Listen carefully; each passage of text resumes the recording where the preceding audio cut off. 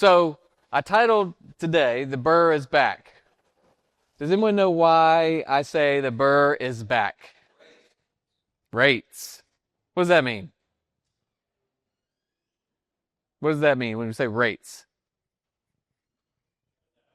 Coming down, like an anchor on a ship. They are coming down. And I'll show you how fast in a minute. I'll show you my email, like the email box that's getting flooded with these rates keep coming down. So we actually, man, time, I have no idea. Time just flies. I don't know where we are. When did rates start going up? Was it last year or the year before? Was it summer last year? Or was it the year before? I can't even remember. But 22. Okay. That's when it was 20. It's 2 years ago. So when it started happening, and the rates started creeping up, and we're looking at 7, 8, 9%, 10% for investor deals, investor loans. Everyone, I say everyone, the people in our space were saying the BRRRR is dead. The BRRRR is dead because the rates were too high to cash flow. And it became more difficult. It did. The BRRRR has never been dead. It just meant you had to get a deeper discount to make the BRRRR work. So now I'm saying the BRRRR is back because it's easier to do. It's easier to cash flow. When we're getting 6.5%, 7% interest on an investor deal, investor loan, the BRRRR numbers are easier to make work. Okay? So that's why the BRRRR is back, and I think it's going to be here for a while. There's a lot going on. We're not getting into that today. If y'all want to talk market stuff, macroeconomics, that's for tomorrow morning. We kind of geek out sometimes on that at Coffee Cash Flow. But who in here has heard this before? Don't wait to buy real estate and wait. Have y'all heard that? Yeah. So it's a very famous saying. Basically, it says, hey, get the real estate now and wait for it to go up. Warren Buffett has famously said that the 30-year mortgage is the number one finance tool ever invented. And you're like, well, how is that possible? Everybody has one. I have a 30-year mortgage on my house. It's not a finance genius move. Well, it kind of is, because when you get a 30-year mortgage, it gives you the opportunity to short the dollar. It gives you the opportunity to lock in a rate where at today's dollar, that if the rates go higher in the future, you're stuck paying that low rate. You're stuck paying now it's 5 and 6. Those people that got it 2, 3, 4 years ago, they're still paying that 2.5%, 3%, and that lender is stuck with that investment. If you get a 30-year mortgage and the rate goes down, well, you can refinance and get a better rate. So you, as a borrower on a 30-year mortgage, you're in the driver's seat. As long as you're paying attention and you're treating it like a business, like Warren Buffett was talking about, it's the best deal in town. So that's where the BRRRR comes from. And so if you haven't heard the BRRRR, I'm going to dive into what the term means, how do you get into it, how do you get out of it, and how do you rinse and repeat. But first, just kind of starting with, who is the BRRRR for? And the BRRRR, let me just say it now, it's buy, renovate, rent, refinance, repeat, recycle, reuse, whatever you want to do at the end. You can BRRRR on forever. But basically, it's the function of buying a deal, getting it renovated so you're adding value, renting it out so that the lender sees it as a viable investment, and then you're borrowing money from a long-term lender for long-term. Okay? So who's that for? That's for just about anybody if that's part of your goal. If wealth building is part of your goal, if monthly cash flow is part of your goal, then the BRRRR is for you. If you look at holding rentals and dealing with tenants and termites and taxes, like Emery famously says in our commercial, if those things make you squeamy and you don't like it and you're like, I don't want to touch anything that has to do with that, then you probably shouldn't BRRRR. You should look at another avenue in real estate investing. Does that make sense? Most of the people in here probably are on the BRRRR page, right? So that's why you're here. So I'm going to go with that. I'm not going to talk about the people that are scared of termites and taxes, okay?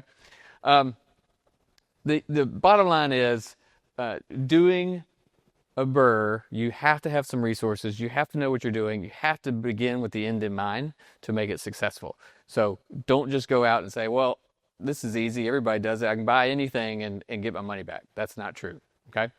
So here it is. Here's a pretty graphic. I was going to say I tried to do that with AI and it was awful. So I just did it on PowerPoint. So the first thing, the number one thing about finding and doing the BRRRR is what? It's up there. Finding the deals. You got to find a good deal. You guys go and get the discount. Just because a seller says, yeah, I'll sell you a house, doesn't mean it's a deal. I don't know how many wholesalers have flooded my inbox with things that they say are deals just because the seller was like, yeah, I'll sell. That doesn't make it a deal. Okay? It's got to be a discount. There has to be equity built in or an opportunity for you to build equity in. All right? So, top 10 places, and I'm not going to sit on this for a long time. I think I did a whole class on this earlier this year, actually, to find a deal today. Don't call wholesalers, call deal finders. But any of the wholesalers in the room, in our market space, online, the signs on the side of the road, call them, tell them you're looking for one. Real estate agents, there's a lot of agents in here that come across discount deals, okay? Other vendors, lenders as well. Driving for dollars, checking out your neighborhood, seeing what's out there, what needs help, what needs love. One of my favorite things to do would be the for sale by owners. Whenever someone's stuck, you're like, man, I haven't got a deal. Man, nobody's returning my calls. My marketing is not hitting on anything. Go to the for sale by owner on Craigslist and Zillow or even FSBO.com. Just call them all because the for sale by owners are people that have said, yes, I want to sell. No, I don't want to go the traditional route. And here's my phone number. Does that sound like possibly a deal in that pile? Yeah. And there's probably 250 of them right now that if you're feeling stuck or you're just getting started and you're afraid of what people are going to say when you talk to them on the phone, call the for sale by owners. All right. So buying, there you go, Sean. I think that's you. You can't really see it. That's you. You're wearing the same shirt. All right. So that's all right. That's the only one you got. So when you buy the deal, you have, this is where a lot of investors get in trouble. And we talked about this at one of our coffee cash flow, is we see them online for sale on the MLS all the time where an investor or someone that wanted to be an investor bought a deal, but they didn't underwrite it correctly and they don't have the money to either finish it or they are so in over their head that they can't sell it because the price they have to sell for is way over the market. And those are people that did not underwrite the deal. And when we say underwrite the deal, that basically means run the numbers. See if it's a viable deal. And I'll show you kind of how to run the numbers here in a second. But who do you want on your team when you're doing that? You want to have a contractor. You want to have an inspector. If you don't have a good inspector, there's a couple of them that are used within our community. Blake can get you in contact with one, but Pinpoint we use all the time. You definitely want to have an agent, someone that you can call to give you an idea of what is this property worth when I'm done with it? What do you think it could rent out for? So a property manager, all of these people should be there where you can reach out and ask these questions. That's part of underwriting. Now, if you're an experienced investor or you have a partner to talk to with this, you don't need to have all of these people in your Rolodex and you don't have to call all these people before you do a deal, but you need to have the information. Does that make sense? If you're good at comping, you probably don't need an agent. If you are a property manager, you don't need to find another one, okay? Insurance, taxes, those are things that you have to build in to your deal before you buy it because unfortunately, you're going to have to pay for those things. And if you don't build them in, you won't have your insurance to cover up when you burn the house down, right? So you have to build in. You have to find out what the insurance is going to cost, what the new tax rate will be when you buy it. And in this, if you guys are new, if you haven't done this, write this down. When you buy a house, the assessor is going to change the value of the house based on your purchase price if it went up. If it didn't go up, they're not bringing it down. And then if it was a owner occupied home, it was at 4%. When you get it, it's going to 6%.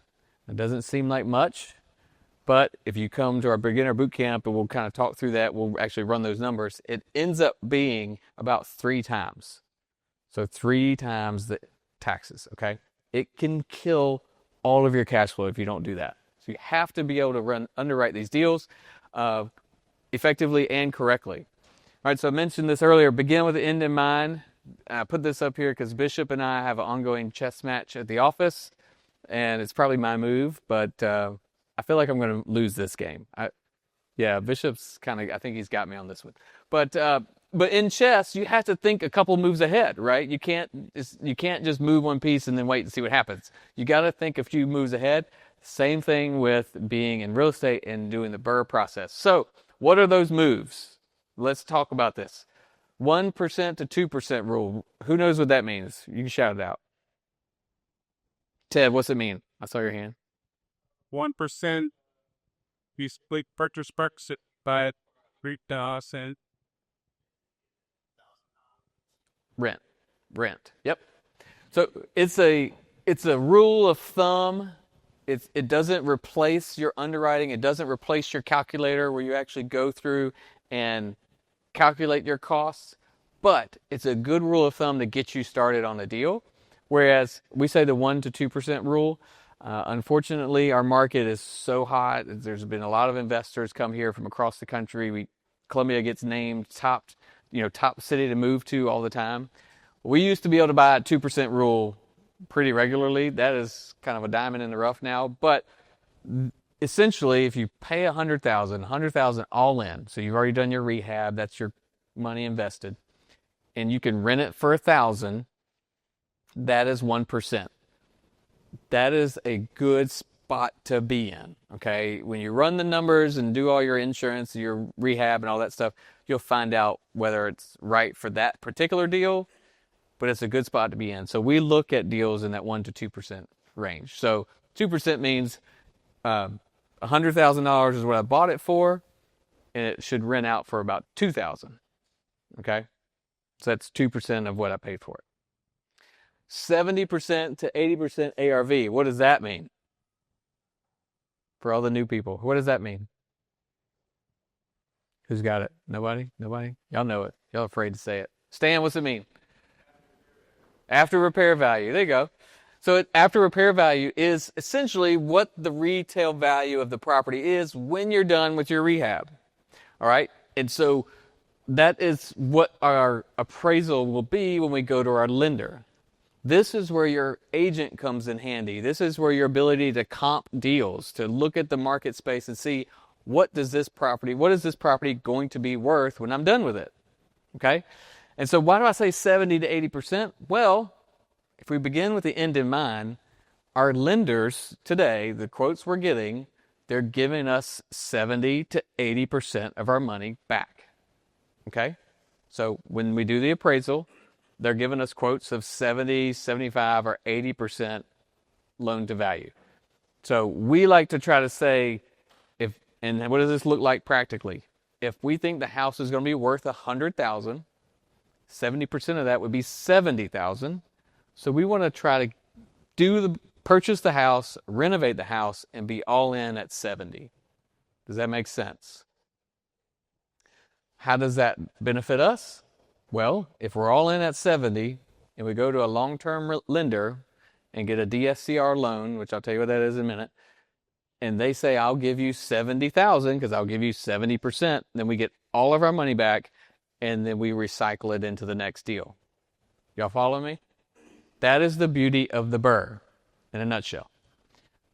The cool part of that is if we were able to buy and renovate for $60,000 and that lender says, we'll still give you 70%, what do we call that for my experienced people? Somebody shout it out. Cash out. That is called a cash out refi, and that is just this is a beautiful sound when you say it.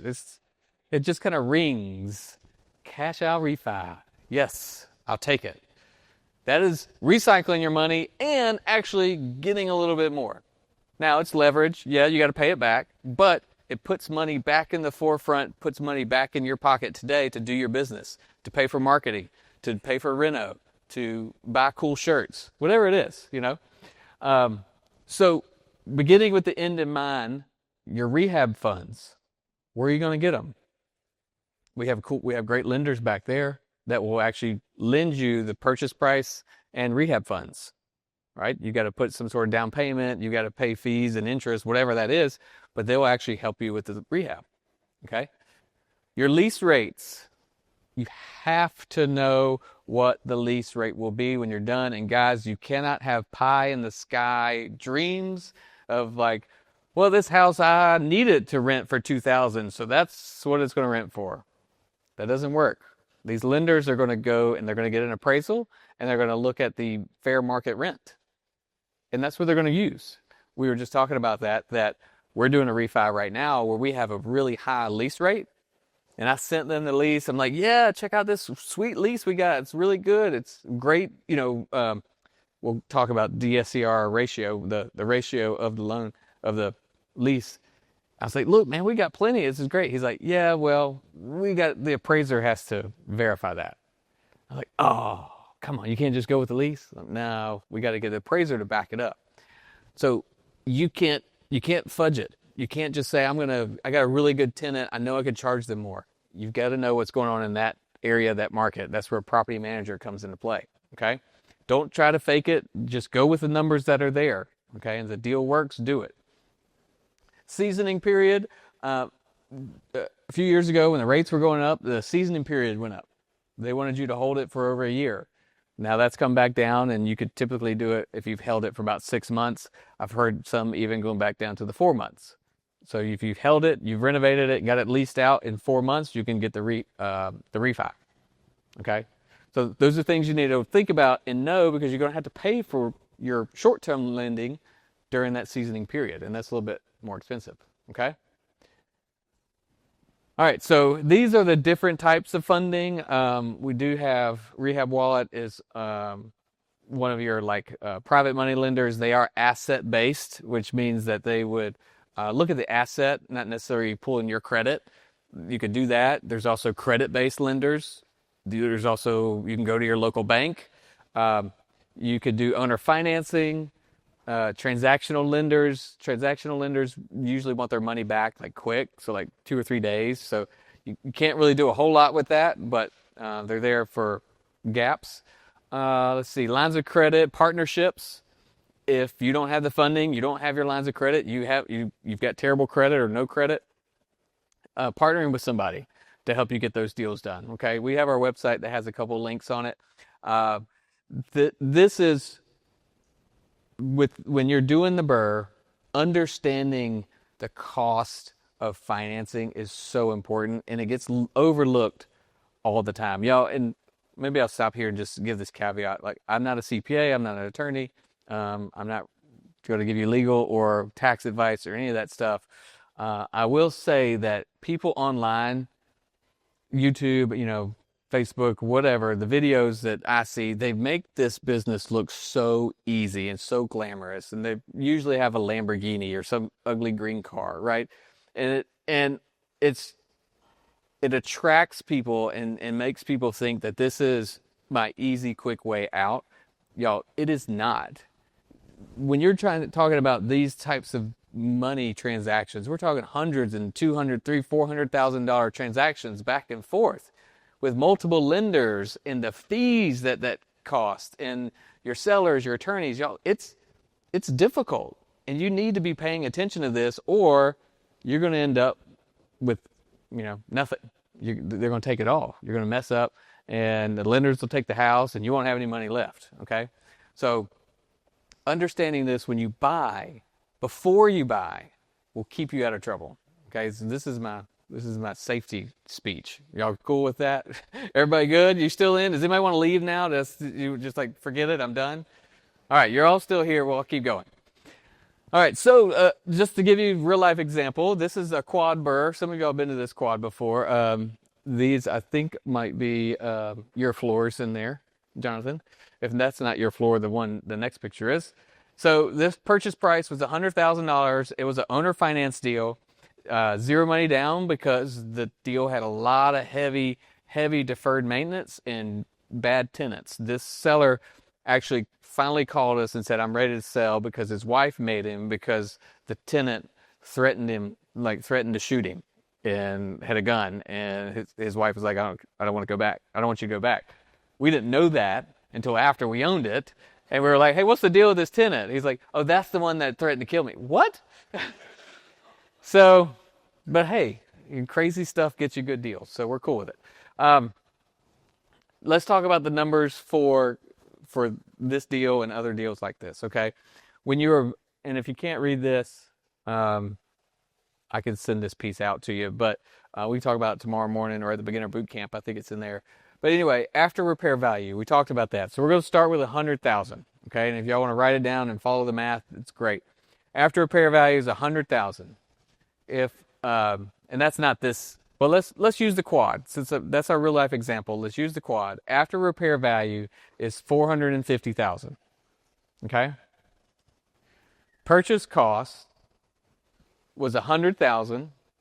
The points and the fees to do the closing, remember that was owner finance, there wasn't a whole lot of fees, so it was about $1,500. So you can start adding these things up. Carrying cost, we did have to make payments while we held it. Cool thing is it was already rented out. We're not going to talk about that right now. Let's just make it easy. Carrying costs, making our payments was about $600 a month. Rehab cost, $150,000. Inspection and appraisal fees, we didn't do any of that on the front end. We had to do that on the back end when we refied. So $800 for that. $800 is the appraisal fee. Cash out. So this is where you write down how much cash you want out of the deal. If you're underwriting this deal using these numbers, you can build in how much cash you want. Because as Patrick and I were talking about, flipping houses is really cool. It's really fun. You get cash at the beginning. Or when you close the deal, you get cash in your pocket. But you're not building wealth. You're not keeping that tenant. You're not keeping that property to let it appreciate. If you can build a system where you are renovating the house and instead of selling it, you're actually cash out refining, then you have that business that'll keep you going. So you can actually get cash in the beginning. So you can build that into your underwriting, right? We didn't really have a number for the quad, how much we wanted out. We really weren't really looking for that. So there's no money there. We didn't put it in there. Refi cost, lender fees, it's going to be about 2% of that. So 2% of the loan value, which, is it in here? LTV is the top. We actually went with 70% LTV on that one. So we got a 70% loan of 450, which is 317, if my math is right. So the lender fees would be 2% of 317, which is 7,000. All right. So if you take all that in, you would come out to the number that you would want to pay for this deal. Okay. You can do that math that way. All right, and we'll finish that math here in a minute to show you what we actually cashed out. All right, moving through. So to do the rehab, you see Michelle up there? Did y'all know that Michelle and we renovated houses and actually swing hammers back in the day? And sometimes we still go in when it's like last minute or contractor didn't do something. I always carry a bag. She carries a tool bag.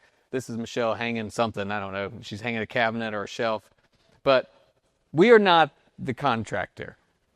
You should not be your contractor unless you are a contractor, right? That's not how you're going to build your business, by hanging cabinets. Okay?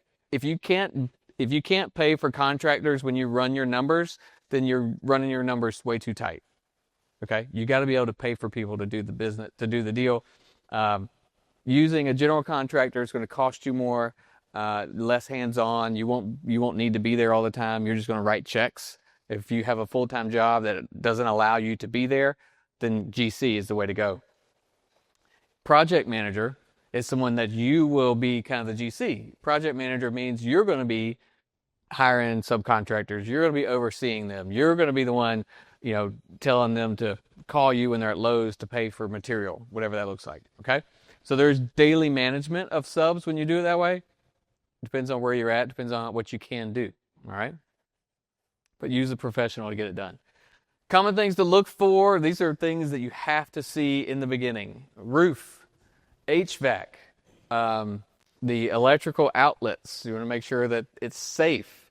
When you're doing a renovation that you're going to rent it out, you want to be able to say, we were just talking about Section 8 housing, the laws that Section 8 goes by, Columbia Housing Authority, all those things, they use the HUD guidelines. So you want to know that they want you to have a fire extinguisher in the house. You want to know that they need you to have smoke detectors and carbon monoxide detectors, and all the windows have to open.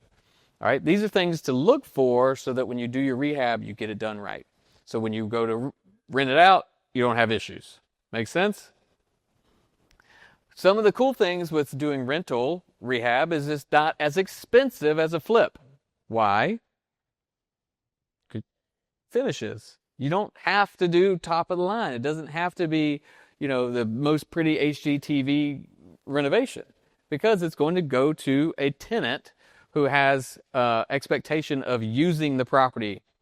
They don't have an expectation of living and loving and being there for their whole life and raising their kids. It's a different expectation for tenants. Now, some of them do expect to live there for their whole life, but they're more lenient on the finishes, okay?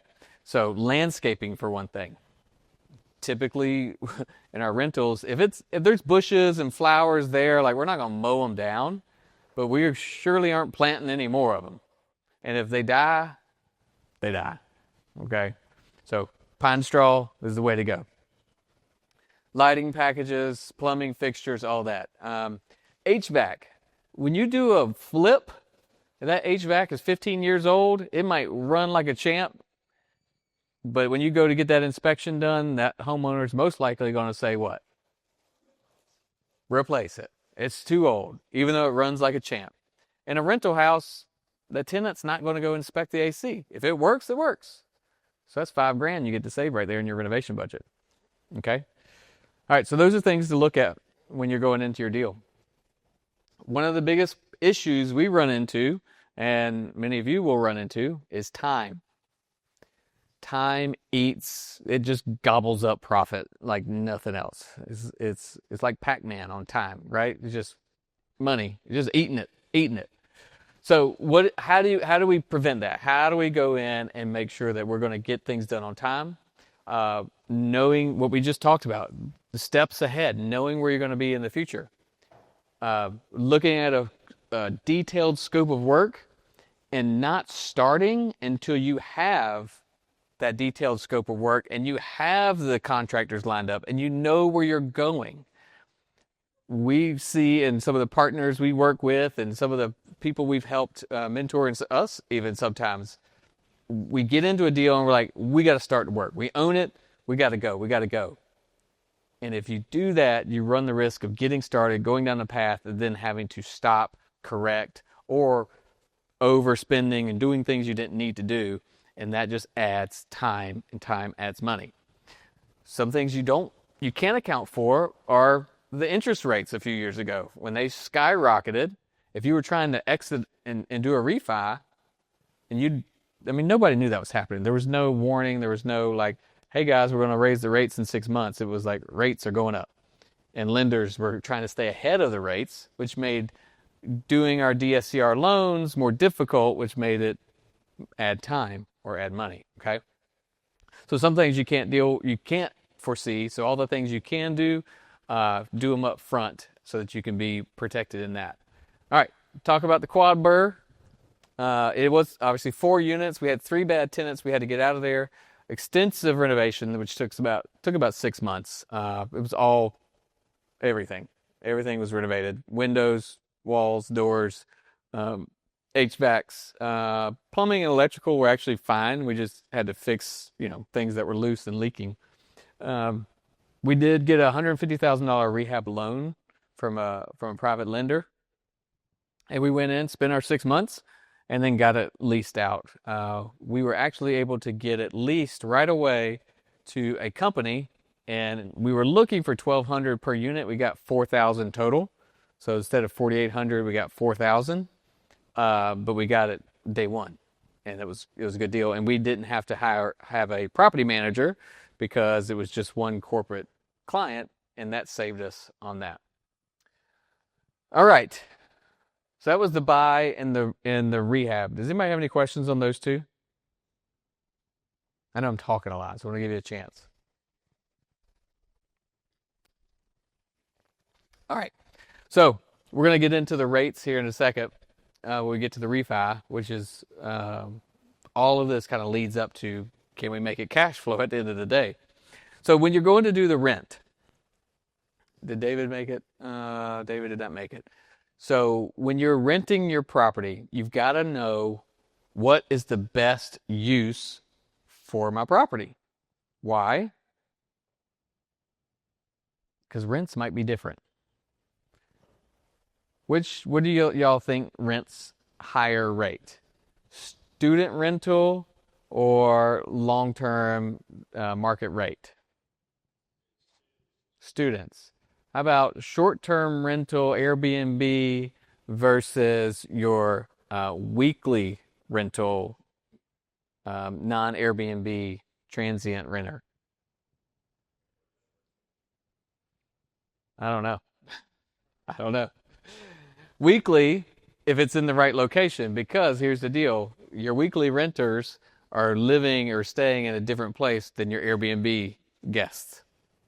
So they're probably the same amount of rent, same amount of management. You're still having to turn over, you're still dealing with sheets, you're still dealing with weekly or in and out, check in, check out, but you're in totally different locations. You think you need to know about that before you buy your rental? Yeah. Okay. It's going to be really hard to do down here on North Millwood, right next to Salvation Army. It's really hard to do a Airbnb right there because there's nothing around it. No, there's nothing for them to do. But a weekly rental is great because the bus stop is there. There's a lot of jobs around there. The college is there. So understanding where the rental is going to make a big difference. Okay. The student rentals, of course, downtown, anywhere near the college. Self versus property manager. Now, I used to manage our properties. I used to manage hotels. When we went to 4 to 5 units, and I said no more. I couldn't stand it. I did not like dealing with the tenants. I didn't like, because I was the one fixing the toilets. I was the one, Michelle and I, we were painting the houses.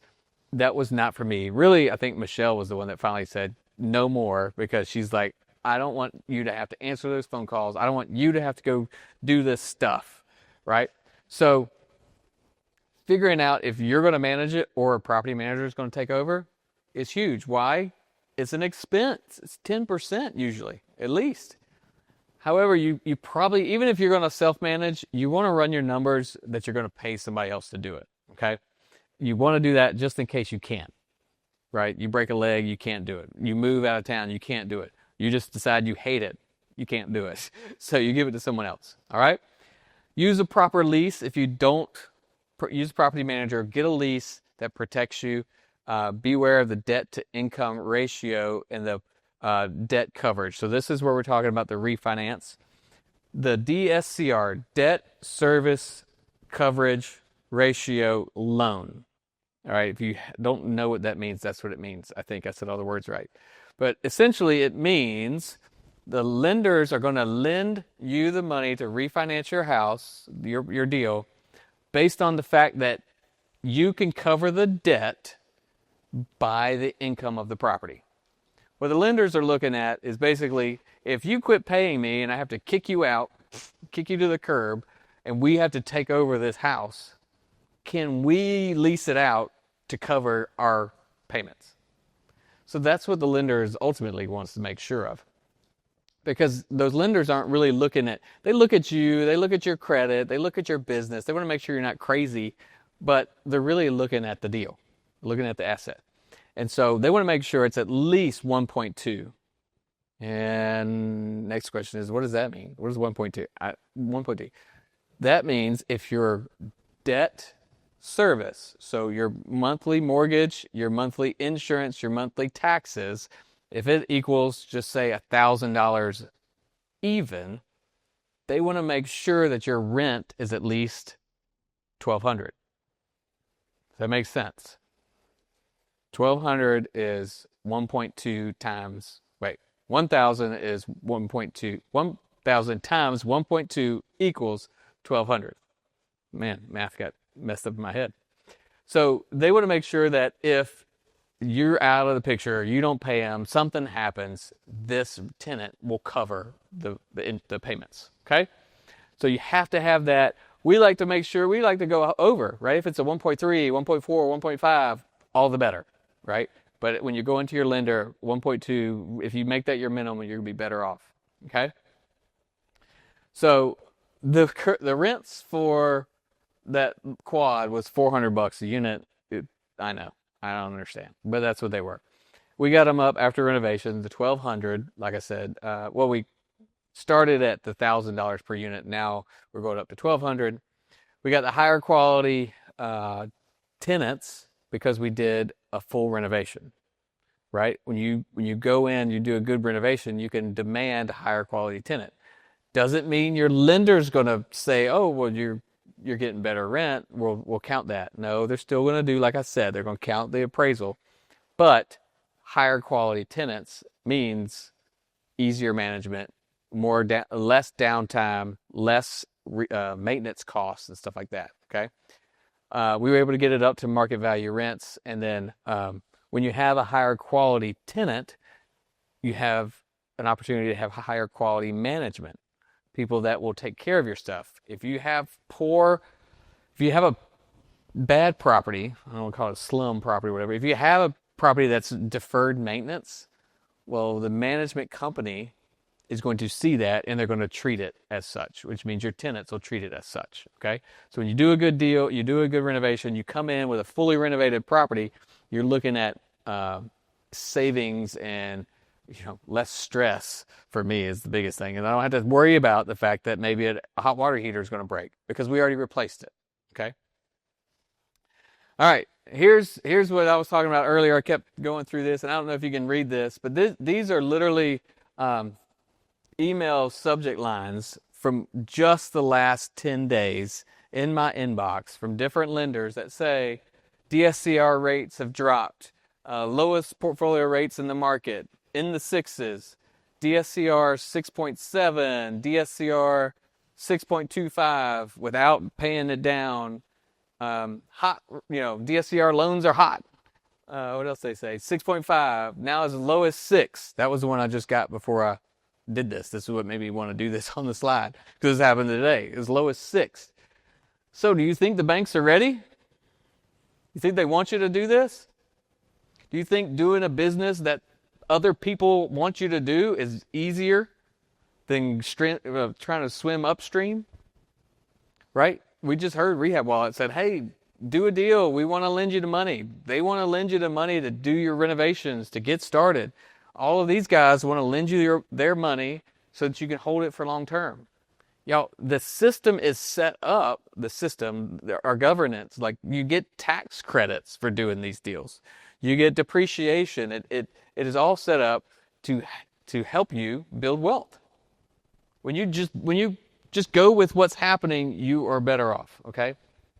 So right now these lenders are dying to lend this money out.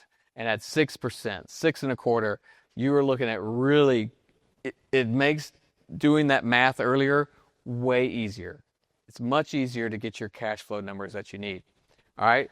So how do you do that? How do you get these emails? How does your email flood like this? Well, being bankable is huge. Take care of your credit. Now, a lot of these lenders aren't going to really worry about it. They'll actually lend at like 680. Some will go down to like 660 credit. but you won't get 6%, right? You're going to have to pay more. So be bankable. Start paying attention to that. Fix your credit. If you have bad credit, work on it. Get a partner that might be able to work with you through this. Cash flow versus cash out. We talked about how beautiful it is to get cash out. I love the sound of it. Well, sometimes you want better cash flow. So a lower mortgage is going to help you monthly, right? If you don't need the $10,000, $15,000, $20,000 cash out today, well, don't get it, because that's a debt. Like, you have to pay it back. So if you don't need that, your business doesn't need that for marketing or whatever, or t-shirts, right? Just leave the equity in the deal and have a lower payment, which means higher cash flow. Do you guys follow me on this? I know it's a lot of numbers throwing around. Having the long-term outlook for this, for your portfolio, is going to be huge, okay? Thinking long-term. When Michelle and I first got started, our whole thing, everything was, how do we recycle the money we started with, and how do we get our $200 per unit cash flow? That was us 2015, 16, 17, okay? And when we got to our 35 units, we hit that. Then we could change. And then we said, hey, we actually both went full-time. So when we're both full-time, we're getting paid from the business. You think cash out was important? Oh yeah. Oh yeah. We wanted to have something in the bank, right? You want to be able to eat. So having some cash out each time helped the marketing, because we were heavy marketing, helped us make sure our business was still going, even when, you guys know, real estate goes like this. In December and January, it's tough, right? So that was important at that time. So have your long-term outlook, know where you're going. Seasoning period, again, I think that's gone down. The DSCR loans have become much easier to qualify for. We could connect you. It's right there on the website down there at the bottom. We have a couple of the links there. I don't want to make it sound like these are the only people you can use. There's a lot of lenders, but in the same vein, do not just use a lender because they reached out to you on Facebook. As a matter of fact, if they reach out to you on Facebook, you should probably not use them. Okay? And Rehab Wallet can probably attest to this, and some people in here may have lost money doing this.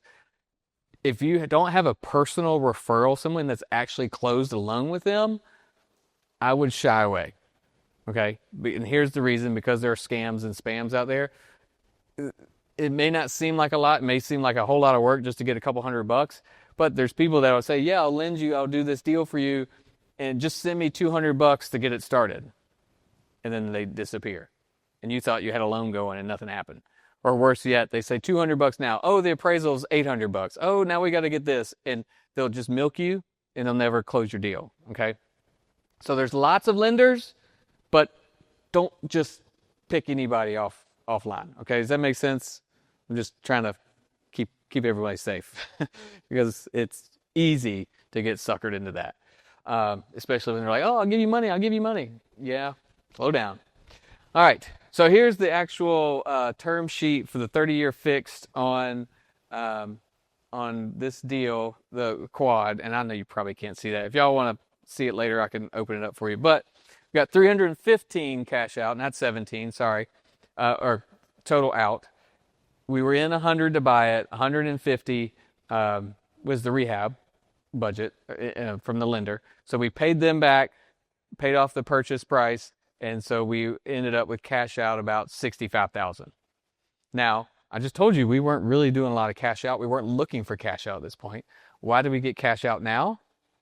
Well, because market's changing. We don't know what's coming up next. We got a couple more renovations to do. Bishop is now on board with our property management, and he wants us to renovate all of them. And so we're looking at, well, we can use our cash from this deal because this rate is so great that we'll move it around. We'll do renovations somewhere else, okay? And the rate is actually 6.65.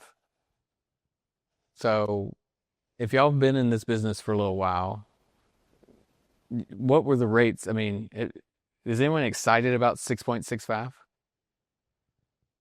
Yeah, I'm excited about 6.65. A few years ago, pre-COVID, like 6 was pretty normal. 6.5 was pretty normal. Yes, during COVID, we got down in the 3s and 4s and 5s, but 6.5 is great. We are happy to do with that. I'm not going to get into the finance math and the metrics of what all that means for our long-term wealth building and the fact that the tenants are paying that, not me, and what that's going to compound into. But guys, 6.5 makes it so much easier to do. If I can find it on here, a monthly principal, interest, taxes, and insurance is $2,400. If you change that to like a 7.5, 8% mortgage, that number jumps up by $600 or $800, and then it becomes a non-deal. They won't lend on it, or they'll lend on it, but not as much. Okay, so that's why I'm super excited. We plan to talk about BRRRR at this meeting anyway, but the fact that my email box is flooding with lenders that are saying 6, 6.5, 6.75, they don't even say 7s. This just points to where you guys, this community, deal finders, can get out there and start acquiring some assets, start getting some cash flow, start closing on these deals. And, maybe you don't want to keep them forever, but if you keep them for just a few years, y'all, Columbia is on fire. And 2019 to now, houses prices have doubled and rents are going up. So this is just, it's so promising. It's so exciting for where we are today that I'm more excited to share. More excited because I was going to do this presentation. I wasn't going to say anything about the rates because they were so high. But here we are. All right, so the last piece of the BRRRR is to repeat it. Now, it becomes a business when you document your process, when you systematize your process, when you are able to do it over and over again. That becomes a way to go from 1 rental to 4 to 35 to whatever. Okay? So recycle the same money. The only way to recycle the same money is to keep your expenses in order. Okay? Keep your budget in order. Don't, just because the money comes in from a flip or from a refi, you can't go spend it on t-shirts. You got to use it. You got to spend it on your next deal. Okay? Being very, very diligent in watching and using that capital for investment purposes is what's going to help you get and grow. Okay? If you're happy where you are, you don't have to do that. You can spend it when you cash out refi. You can flip and not worry about it. But if you're trying to build wealth and you're trying to get some cash flow and get some rental houses, you got to be diligent with that. All right. Somebody just texted me about the Profit First book, Profit First for Real Estate Investors. It teaches you how to do that. It's really easy. It's very fundamental, super easy read. David's a friend of ours, and he just very analytical brain, but it was able to put it in a book that I think everyone in here would benefit from. So look it up. Profit First for Real Estate Investors helps you get there. And then the infinite returns. When you're able to recycle that money, every time you use it and you get your money out, that property, that rental house is generating an infinite amount of return on investment. And every investor from here to kingdom come would love infinite. Okay? Thanks for listening to the REI Deal Finders podcast. You can find out more and apply to be a part of the REI Deal Finder community at reidealfinders.club.